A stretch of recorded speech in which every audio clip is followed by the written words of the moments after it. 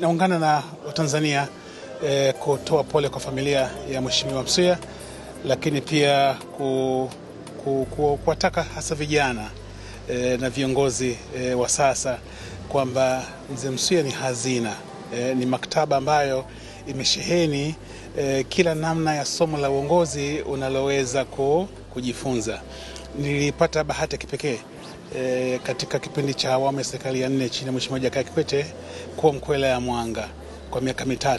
Kwa hiyo niliishi naye na kufanya naye kazi kwa karibu na kuweza kumuelewa. Mzee Msuya alikuwa ni mwalimu. Mzee Msuya alikuwa ni mlezi na kama nilivyosema ni kiongozi mbunifu. Katika swala zima la uongozi alikuwa ni kiongozi anayependa kusikiliza, anayependa kushauri na kushirikiana na wananchi wake katika kutatua changamoto za kila namna.